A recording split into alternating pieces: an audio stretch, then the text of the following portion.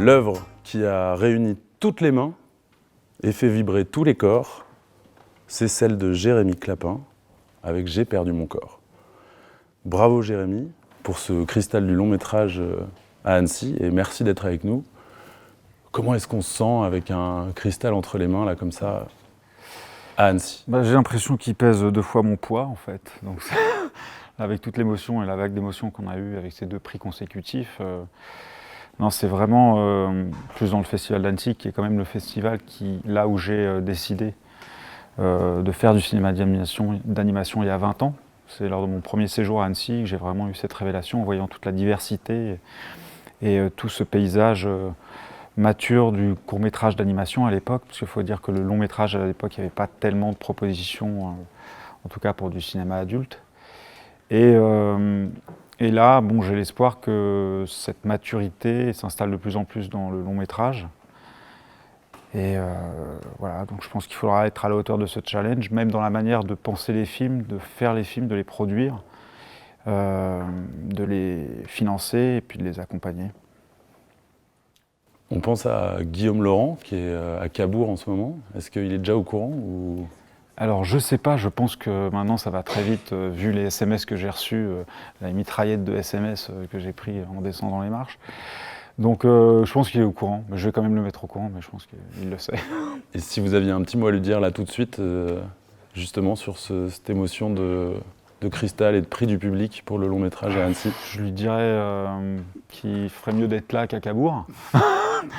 Et non, et vraiment, je le remercie beaucoup d'avoir écrit ce livre complètement inadaptable au cinéma, parce qu'il nous a demandé beaucoup de temps pour le faire, mais finalement, le résultat, je pense, est à la hauteur du travail qu'on a accompli dessus, quoi. C'est aussi un prix du public, on l'a dit.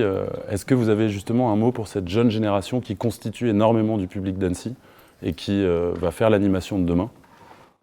J'espère que déjà, en voyant ce genre de film quand ils sont jeunes, ça va participer à leur éducation aussi, à leur envie d'en proposer encore, peut-être même des plus exigeants, en tout cas d'aller encore dans des territoires qui n'ont pas été encore investis. Je pense que maintenant l'animation a plus à se justifier de faire partie du cinéma contemporain et je pense qu'on va être installé dans ce cinéma-là, j'espère, pour longtemps et durablement. Moi, je vais rajouter Monsieur Marc. Un grain de sel de producteur. Non, mais moi, ce qui me fait plaisir dans cette aventure, c'est d'avoir été à la rencontre, à la recherche non pas de mon corps, mais de mon réalisateur, de l'avoir trouvé justement dans le court-métrage et de lui avoir insufflé cette envie de faire du long. Et ce que nous, on a envie de dire en fait à cette jeune génération, à ceux qui font du court et qui croient que c'est compliqué, difficile, impossible de faire du long, et qui vont pas forcément s'abîmer en faisant du long. Il ne faut pas qu'ils soient embarrassés par ça, il faut qu'ils y aillent, parce que je pense qu'aujourd'hui le public est mature pour qu'on leur raconte des histoires complexes, pourvu qu'elles touchent le cœur des gens. Eh ben, un grand bravo à tous les deux d'avoir cru l'un dans l'autre et en cette merveilleuse histoire qu'on va voir et revoir. Et on espère vous revoir très vite à Annecy. Encore bravo et à très très bientôt. Merci. Merci.